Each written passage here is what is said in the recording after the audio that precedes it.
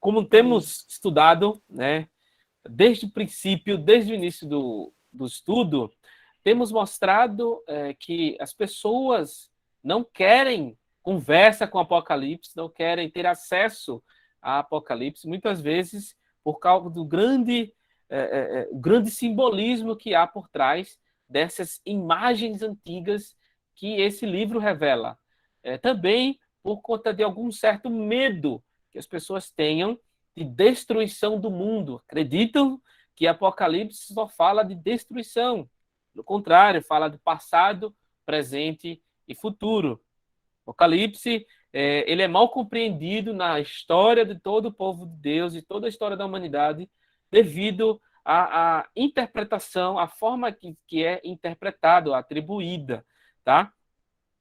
Só lembrando que a ótica, as lentes que estamos utilizando para estudar Apocalipse, o estilo literário dele não é poesia, não é narrativa histórica, não é outro formato, senão a formato cíclico, utilizando-se de simbolismos. O que é isso? Apocalipse ele é dividido em 7 partes, tá? São 7 sessões em que se repetem toda a história, desde Cristo, desde a primeira vinda de Cristo, até a sua segunda vinda, terminando com a consumação de todas as coisas, tá bom? Então, o Apocalipse tem 7 ciclos repetitivos, é como um giro que se dá. Então, esse capítulo aqui, 13, ele está dissertando aqui, está narrando um quarto ciclo de Apocalipse, tá bom? Então, desde o capítulo 12 até o 14 é um ciclo que vai se fechar. E depois do 15 e 16 é um outro ciclo. E por aí vai. São 7 ciclos repetitivos, porém, usando focos e narrativa e símbolos diferentes. Tá bom, irmãos? É como eu olhar para um prédio. Se eu olhar de frente, vou ter um ângulo. Se eu olhar pela direita, vou ter um outro ângulo, vou ver outras janelas, vou ver outras coisas. Se eu olhar por trás, eu vou ver outras janelas, outro ângulo que eu vou ter daquele prédio. Enfim, qualquer coisa que a gente for visualizar, a gente vai ter ângulos diferentes de uma mesma situação, tá bom? É como um acidente. Quando você vê um acidente na rua, cada pessoa vai relatar de um jeito, conforme a visão que ela vê naquele sentido, né? E Apocalipse, ele é narrado com símbolos diferentes e é um livro bastante com essa conotação simbólica em que nós precisamos, a partir da visão de João, entender o que é que está significando para os irmãos daquela época, tá? Isso aqui tem relevância para os irmãos que estavam vivendo naquele tempo. E tem relevância também para nós, porque precisamos desvendar qual é o significado daquela narrativa, daquele texto, daquilo que foi escrito, daqueles símbolos para a época e como podemos decifrar para o nosso dia a dia, para os nossos dias, tá bom, irmãos? Então, o Apocalipse está bem resumido aí para vocês, tá? De se extrair tantas verdades que há nesse livro. Apocalipse também é um livro de perseverança. Nós vamos verificar também nesse texto que há uma perseverança dos santos, dos servos de Deus, em meio a tantas crises, em meio a tantas situações difíceis, tá bom? Então, foi um livro escrito, irmãos, na época em que irmãos estavam passando por situações muito complicadas, quer doenças, quer prisões, quer qualquer outro tipo de coisa, reinados, governos se opondo ao evangelho. Então, os irmãos da época aqui, eles sabiam muito bem o que é que João estava querendo passar para eles, o que é que foi revelado para João e que foi tão importante para a vida daqueles irmãos do primeiro século da era cristã. Eu li, assim, eu tinha escrito, deixado umas coisas assim, porque eu fiquei do 13, eu li do 13, do 1 ao 10. Li bastante assim de tarde. E realmente é um livro, Apocalipse, a gente começa a ler, eu não sei eu estou dizendo por mim, me deu um sono tão grande e depois deu uma complicação. E eu fiquei muito em dúvida, assim, quando no 4 aí, no Sim. versículo 4 falou assim, adoraram o dragão porque deu a sua autoridade à besta. Aí, assim, depois, aí deixa eu terminar aqui, peraí. E dizendo que semelhante à besta, quem pode pelejar contra ela? Aí o 12, aí diz assim, exerce toda a autoridade da primeira besta à sua presença. Quer dizer, a besta e o dragão, o que fala aqui, é o quê? É a mesma, é a mesma, o mesmo espírito, é assim, a mesma. O que é a besta e o dragão? Se um deu, dizem assim, um deu autoridade, assim, como aqui no quarto, ó. Cadê? Deu autoridade à besta. Adoraram o dragão, Uhum. porque deu a sua autoridade à besta. Eu não entendi o que é o dragão e o que é a besta. Assim, Ótimo. fiquei nessa dúvida. O que é o que é Vamos esses chegar aí. dois? Bom, esse ciclo de Apocalipse começa no capítulo 12. Se você virar sua página anterior, verifica lá que no capítulo 12 há uma mulher, uma visão muito grande, né? João está vendo uma mulher vestida do sol e também o dragão, é descrito, um dragão grande, vermelho, que arrastava a terça parte das estrelas. Esse dragão aí e essa mulher, a mulher é o povo de Deus ao longo da história, e o dragão é Satanás perseguindo o povo de Deus, porque assim, Satanás ele não tem como batalhar contra Cristo, contra Deus, contra a Trindade. Por quê? Ele não é nada. Ele é apenas o Lutero chamou de o cachorrinho de Deus. Dizer, pega, ele pega, dizer, vai, ele vai. Ele obedece a Deus, num certo sentido, tá? Ele crê em Deus também, num certo sentido. E nesse capítulo 12, está mostrando as derrotas que ele vem seguindo ao longo da história. Foi derrotado pelo povo de Deus, foi derrotado por Cristo na cruz, foi derrotado pelos anjos, foi abatido e perdeu o posto dele de acusador, de promotor. Esse é o dragão grande, vermelho, que mostra aí a sua pecaminosidade, tá? Então, ele vem com uma sucessão de derrotas. Irmãos, aquelas imagens que nós vemos aí na internet, Cristo de quebra de braço, né? Contra Satanás, você já viu por aí?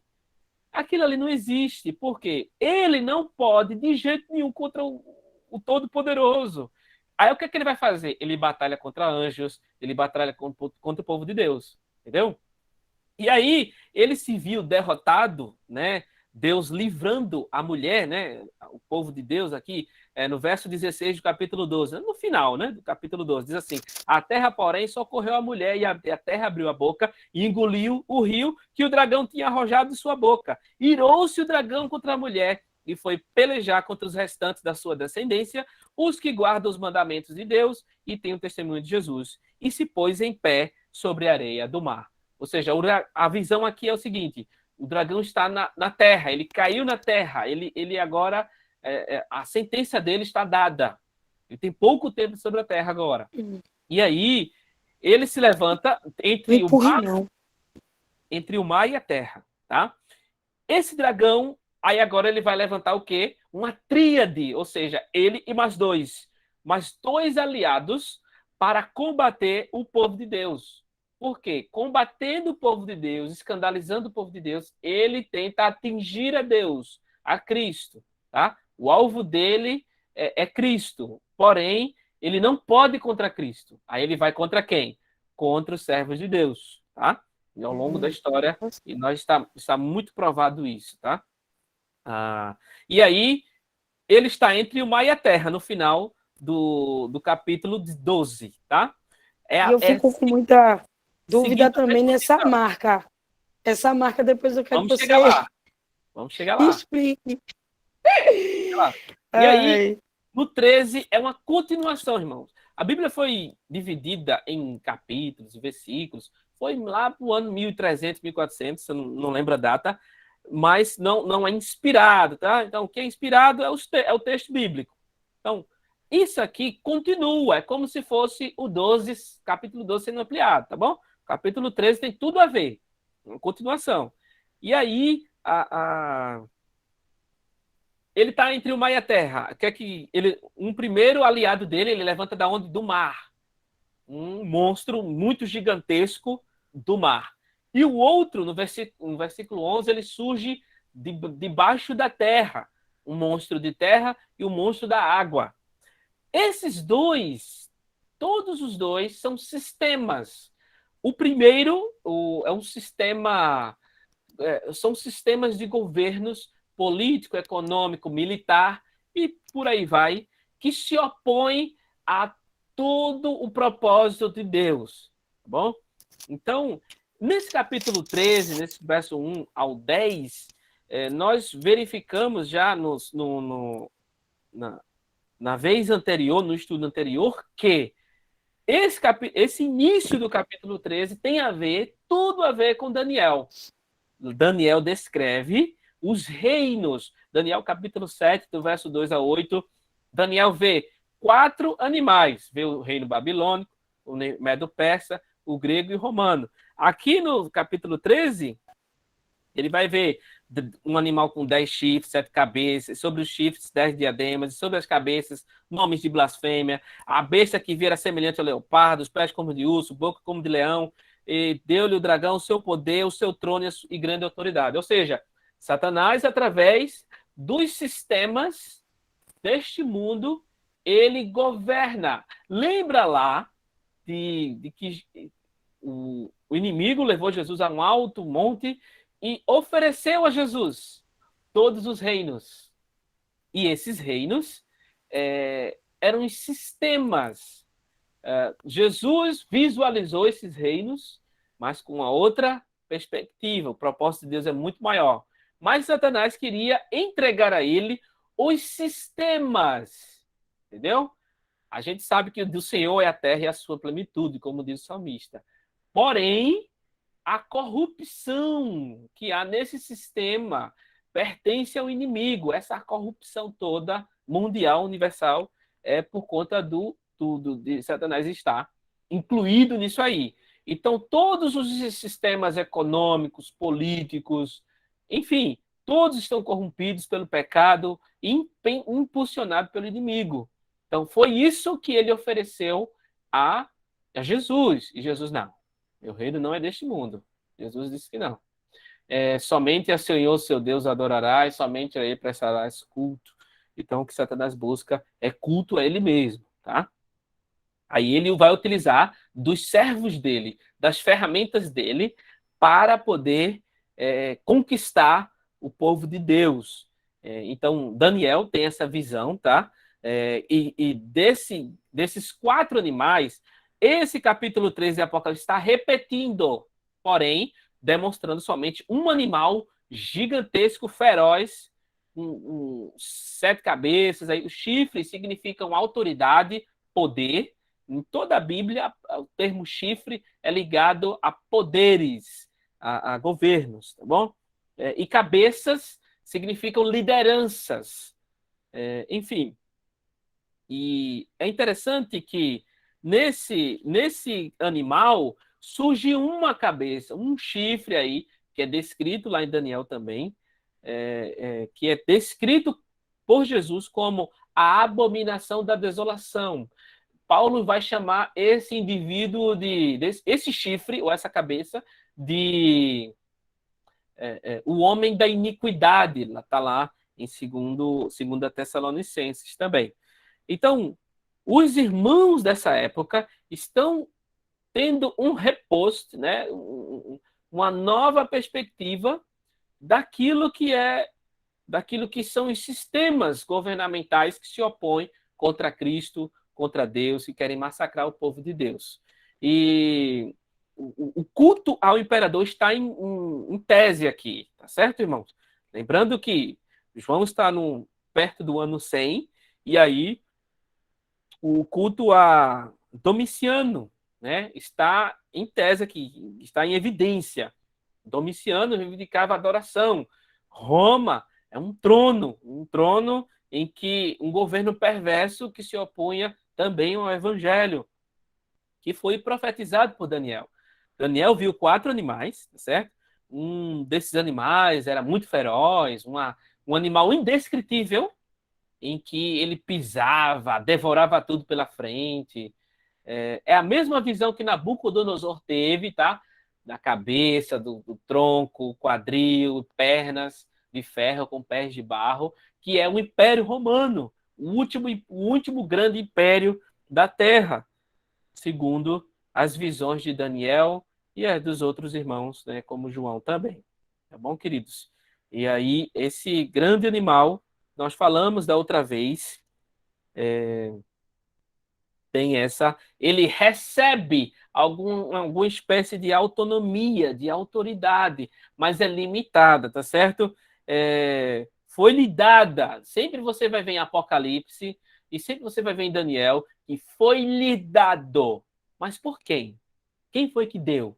Então, Deus é quem dá esse limite de autonomia, de autoridade à atuação do mal sobre a terra, tá bom? Então, a atuação do mal, ela é limitada, não é tudo que eles querem, mas sim pelo controle do Senhor é que ele rege essa malignidade toda, tá bom? Então, é, vemos aqui, né, que ele, por exemplo, no verso 5, que ele foi lhe dada uma boca que proferiria arrogâncias e blasfêmias e autoridade para agir 42 meses. Nós já falamos repetidamente que 42 meses é igual a 1.260 dias, que é igual a 3 anos e meio, que é igual a 3 dias e meio, que é igual a tudo isso aí. É um número, todos os números de Apocalipse são simbólicos. A gente não pode levar para o lado literal, porque tem um simbolismo bíblico ao longo da história. E aqui não é diferente. Esses 42 meses é metade de 7 anos. Alguns dispensacionalistas vão interpretar que é 7 anos do anticristo, né? Que ele vai surgir, aí 3 anos e meio ele vai fazer paz mundial, e mais 3 anos e meio ele vai se rebelar e vai perseguir o povo de Deus, e aí Jesus volta. Bom, não é bem assim, quer dizer, Jesus volta antes do anticristo, né? Segundo a visão dispensacionalista. Nós não cremos assim. Nós cremos que o Senhor vai permitir tudo isso com o povo de Deus ainda aqui, certo? E aqui, esses 42 meses, é porque Deus divide os últimos dias começaram quando Jesus subiu aos céus, tá bom? E esses últimos dias são 7 anos simbólicos, tá bom? Em que 3 anos e meio, é esses 3 anos e meio que Jesus subiu até o surgimento do anticristo. Até quando ele surgir, é o símbolo de 1.260 dias, de 3 anos e meio, de 3 dias e meio, 42 meses. Você vai ver essa linguagem em Apocalipse. Está se repetindo, que desde a primeira vinda de Cristo até o surgimento de Cristo, tá bom? Agora, os 3 últimos anos e meio, tá? São tempos abreviados. Os últimos 42 meses, entre aspas, são tempos abreviados. Lembrará que Jesus falou que o tempo da grande tribulação vai ser um tempo tal e que terão que ser tempos abreviados. O que é abreviado? Não é o dia passar mais rápido, tá, irmãos? Não é as horas passar velozmente. É os dias serem poucos, tá? É os primeiro, né? Esse tempo de 7 anos são 3 anos e meio simbólicos que representa todo esse tempo até o surgimento de Cristo. E o restante é o tempinho que vai haver dos últimos dias, que representam mais 3 anos e meio, que não é literal, em que a atuação do mal vai prevalecer e que haverá a grande tribulação. Isso aqui já é surgimento da grande tribulação, tá? Todo esse problema aqui do capítulo 13 é o ápice do mal, tá bom? Esse surgimento do anticristo e do do sistema religioso aí do falso profeta, tá bom?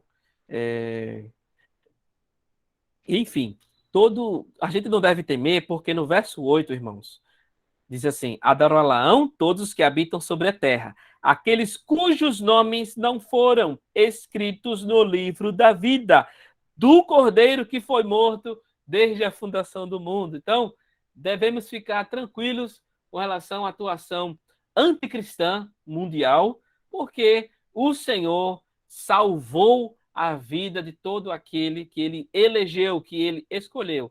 E aí nós podemos, né, em outro momento, estudar sobre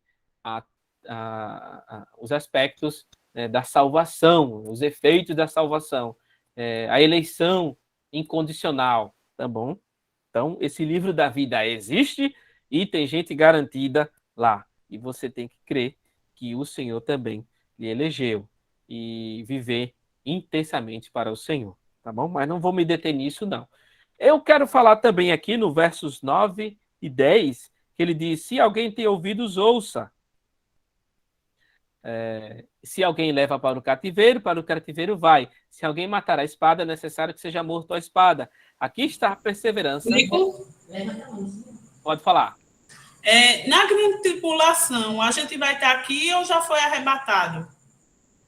A grande tribulação, estaremos aqui. O que é a grande tribulação? Isso já aqui já é a grande tribulação, tá? Uma outra perspectiva da grande tribulação. O que é? É um alto índice, intensivamente, ostensivamente, perseguição severa a todos aqueles que se opõem a esses governos, a esse sistema maligno, ou seja, a todos os crentes, os verdadeiros crentes, tá bom? Então, o que é tribulação, irmãos? É sofrimentos, tá? É provação. A Bíblia, quando se fala de tribulação, está falando do povo de Deus, não está falando do povo do mundo. E grande tribulação, quando Jesus falou isso, a profecia de Jesus e de tantos outros, dos 4 evangelhos, mais os 3 evangelhos, né? Mateus, Marcos e Lucas, está falando a mesma coisa, que é um período de grande aflição a todos que creem no Senhor, em todo o planeta. Eu estava verificando uma história recente, né, da Coreia do Norte, em que lá, graças a Deus, irmãos, tem mais de 100 mil crentes. Todos eles são crentes secretos. Nem os parentes podem descobrir que eles são crentes, porque eles podem ser entregues ao governo e o governo mandar para o campo de concentração ou mesmo matá-los, né? E aí, irmãos, verificando as situações, né, nesse mundo, nós vemos que a grande tribulação vai ser como Coreia do Norte, como o Afeganistão. Afeganistão hoje, ele é o país mais perigoso para ser crente. O Portas Abertas classificou atualmente agora como o Afeganistão em primeiro lugar. E em segundo ficou a Coreia do Norte. A Coreia do Norte liderava aí por 15, 16 anos, se eu não me engano. Então, é um tempo ostensivo e mundial de severa perseguição contra os servos de Deus. Aí, olha o que ele diz no verso 9 e 10. Se alguém tem ouvidos, ouça, preste atenção, né? Porque os crentes na época não tinham a Bíblia para ler. Eles tinham acesso através da leitura pública, tá bom? E se alguém leva para o cativeiro vai. Se alguém matar a espada, é necessário que seja morto a espada. Aqui está a perseverança e a fidelidade dos santos. Então, em toda a história do povo de Deus, irmãos, precisamos entender que há uma perseverança a se cumprir. O povo de Deus, os servos de Deus irão perseverar de fato. E Apocalipse existe para não desistirmos, mas permanecermos firmes no Senhor. E aqui é interessante que o texto está falando para a gente não revidar. Olha para ele. Se alguém seja morto, né? A espada, o armamento de fogo, sei lá. Ou se alguém for levado para a prisão. Ô, Eurico. Pode falar. Mas assim, de acordo com a Bíblia, Sim. Porque normal, é assim, o que a gente ouve muito é falar o que seria 7 anos de tribulação, mas isso não tem assim, digamos, um tempo não determinado para isso, não, né? Então, serão poucos dias. Esse tempo de tribulação é porque os dispensacionalistas, que é a teologia que mais foi difundida, por exemplo, no meio pentecostal, né? Eles acreditam literalmente em 7 anos, 3 anos e meio de paz, 3 anos e meio de tribulação. Só que para eles, os crentes não vão estar aqui, porque eles pegaram um texto bíblico lá de 2 Tessalonicenses. Tá aqui, ó. 2 Tessalonicenses, tá? Capítulo 2. 2 Tessalonicenses capítulo 2 fala do anticristo, né, na vinda do anticristo. Paulo está falando. Veja, irmãos, preste bem atenção, tá? A gente falou isso da outra vez, mas vale a pena aqui repetir aqui. Bom, capítulo 2 de 2 Tessalonicenses diz assim: irmãos, o que diz respeito à vinda do nosso Senhor Jesus Cristo e à nossa reunião com Ele, nós vos exortamos. É porque Paulo está dizendo que os irmãos estavam combatendo a uma certa, vamos dizer assim, os irmãos estavam relaxando. Ah, eu não vou trabalhar mais, eu não vou fazer, não vou estudar, não vou fazer mais nada na vida. Eu vou ficar só aqui sentado esperando Jesus voltar. As pessoas estavam assim na época, em Tessalônica. Aí Paulo teve que interromper isso e mandar uma segunda carta para dizer, irmãos, pelo amor de Deus, não pare não. Viva a vida como ela é. Pode falar, Jássio. Oi, Eurico. Só pegando esse gancho que a Adriana falou, né, dos 7 anos, voltado para a visão dispensacionalista, também é importante ressaltar que para esses irmãos que pregam que serão 7 anos exatos de tribulação, Jesus ele não volta uma vez para buscar a igreja, né? Se você for ler o texto literal, eles pregam que Jesus vai voltar para pegar o perdido, depois vai voltar para pegar aqueles que se converteram depois vai voltar para não sei o quê. Então, assim, eles fizeram uma doutrina, né, em cima de Jesus volta uma umas 2 a 3 vezes. interpretação que Jesus fica voltando como se a obra dele não fosse completa, né? E a Bíblia diz que Jesus Exato. veio para salvar e volta para buscar e ponto final. Olha aqui, É ó. como se Jesus viesse, arrebatasse os seus salvos Isso, e fizesse as demais sumir. pessoas ficariam para passar pela tribulação Exatamente. e tivesse a chance de se arrepender, e daí Jesus iria voltar e arrebatar esses que se arrependessem, né? E os demais, né, iriam para o Exatamente assim inferno, que é o praticamente pensamento. isso. Nós já lemos em Apocalipse 1, né? Eis que vem com as nuvens, eis que todo olho o verá, né? E até mesmo que os traspassaram, e haverá lamentação sobre ele, certamente ele vem, amém. Então Jesus vem uma vez só, vai ser visível, não vai ser um arrebatamento secreto que é pregado pelos dispensacionalistas, não. Você viu aí nas novelas, a pessoa de repente está pregando, e some, desaparece, a roupa fica. Não, a vinda de Jesus vai ser visível, vai ser impactante, vai ser avassaladora e vai ser salvadora ao mesmo tempo, tá?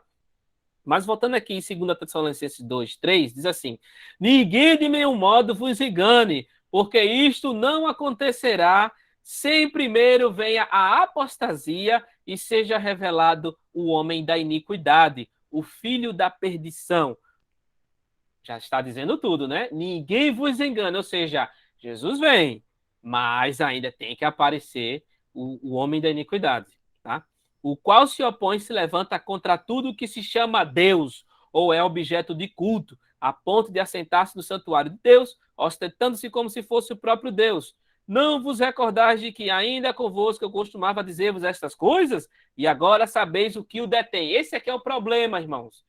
E agora sabeis o que o detém, para que ele seja revelado somente em ocasião própria. E no verso 7 ele diz: com efeito, o mistério da iniquidade já opera, e aguarda somente que seja afastado aquele que agora o detém. Então, por conta desses dois versículos, é que os dispensacionalistas afirmam que Jesus vai ter um arrebatamento. Tá? Por conta desses dois versos, versos 6 e 7, que diz: sabeis o que o detém. Eles interpretam que fosse o Espírito Santo.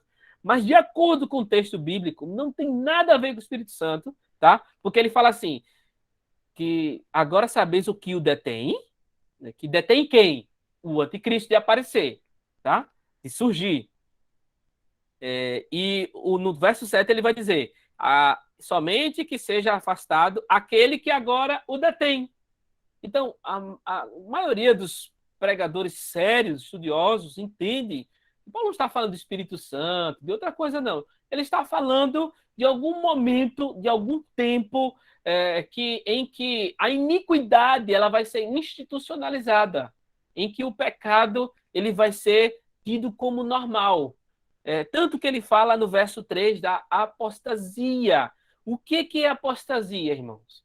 Não é aquele camarada que era crente, aí ele agora passou a beber, a fumar, se desviou, virou satanista, ou se desviou completamente, agora fala contra o evangelho. Não é somente essa pessoa, tá? Apostasia é um sistema religioso dentro do cristianismo. Um sistema religioso em que as pessoas vão se abandonando a fé cristã dentro da própria fé cristã. Parece um paradoxo, mas é assim. As pessoas vão considerar normal aquilo que antes era pecado. E isso, aos poucos, nós estamos vendo que a apostasia ela está crescente em nosso meio, tá? E isso ainda não é o princípio das dores, faz parte do retorno de Jesus. A apostasia, a normalização do pecado. Pessoas hoje não se escandalizam mais com a namorada que dorme com o namorado na casa lá do crente, não. Não, é melhor aqui do que estar namorando na rua. Então as pessoas estão considerando normal já. Nos Estados Unidos, a PCUSA, a igreja presbiteriana, né, dos Estados Unidos, a principal, ela passou a aceitar o casamento gay. A igreja que o Simon saiu e fundou aqui no Brasil, irmãos. 1870, né? O Simon veio ao Brasil, Rio de Janeiro, e aqui trouxe o presbiterianismo para o Brasil. Dessa mesma igreja que hoje agora se desviou. Uma igreja muito relevante nos Estados Unidos, que agora é desviada, é claro, né? Que foi parte da liderança que se envolveu com isso. E não é todos os crentes dessa igreja presbiteriana dos Estados Unidos que estão envolvidos com isso. Mas se desviou, apostasia, entendeu? Desvio dentro da própria igreja. A ascensão dos falsos mestres, a ascensão dos coaches. Se você colocar aí na internet os coaches cristãos, os mais famosos aí, David Leonardo, Tiago Brunet e tantos outros, eles falam tudo muito bonito, maravilhoso. Parece verdade, porque o falso, ele utiliza aquilo que é verdadeiro, mas ele tem as verdades dele com o humanismo, com o pecado instituído ali dentro. Ele fala uma meia-verdade. Mas ele não está falando da Bíblia, mas ele está falando também heresias de perdição. Isso aí, quem não conhecer o verdadeiro evangelho vai ser enganado. Então, esses aqui, que a gente vai falar mais para frente, que aceitaram a marca, é porque creram na mentira, creram naquela meia-verdade. Tá bom? Então, eu acredito que eu fui claro aí sobre a questão da vinda de Jesus, que é necessário acontecer, a operação do erro precisa acontecer para que os verdadeiros sejam manifestos e Cristo seja glorificado na vida dos seus, dos eleitos, dos servos do Senhor, que também perseveram em seguir ao Senhor, tá bom? Bom, João agora, né? João agora está... Sim, nesse verso 10, queridos, em tudo que no verso 10, capítulo 13 de Apocalipse, em tudo que o anticristo ele se opõe severamente contra os servos de Deus, o verso 9 e 10 diz que, preste atenção, cuidado, o que eles querem é que você revide, porque o povo de Deus, queridos, é como ovelha mansa levada ao matadouro. Se decidirmos sermos crentes, nós temos que estar dispostos até morrer por Cristo, tá? Então, o livro do Apocalipse foi escrito para pessoas que estavam dispostas a morrer pelo Senhor, tá? E aqui, nesse verso 10, o anticristo levando para as prisões, em campos de concentração, matando, esfolando, degolando, fazendo tudo que ele queria, que ele quer. O texto vai nos exortar. Aqui está a perseverança e a fidelidade dos santos. Nosso papel não é revidar. Nosso papel não é pegar as armas e vamos agora, o exército dos crentes, com as nossas armas, e agora combater o anticristo. Aí a gente está indo de contra tudo que o evangelho diz. De ser manso, de não revidar, de viver mansamente, humildemente, de depender do Senhor, de entregar a Ele a toda ocasião, toda coisa ruim que nos ocorrer, de apresentar a outra face quando lhe batem a outra. Enfim, o Evangelho confirma e que nós, nessa ocasião, nós não podemos levantar um poderio limitar e sair. Nós vamos ver isso na batalha final do Apocalipse, a batalha de Megiddo, Armagedon e tal. Alguns interpretam literalmente que os crentes vão estar com bomba atômica, com armamento pesado e vai bater de frente com o exército do anticristo. Irmãos, isso é totalmente contrário ao Evangelho. É totalmente contrário. Então, os irmãos possam estar acompanhando essa série de estudos para não cair nesse mesmo erro, nesse mesmo equívoco. Porque o Deus está dizendo, ó, se alguém for preso, vá preso. Se alguém for levado, for morto, vai ser morto. Então, não revide, viva para o Senhor, porque para Deus, o crente que morreu, ele não morreu de fato. Ele apenas descansou, ele apenas dormiu no Senhor, porque irá ressuscitar. A morte não é uma derrota, a morte é uma vitória sobre toda impiedade e perversão. Tá bom?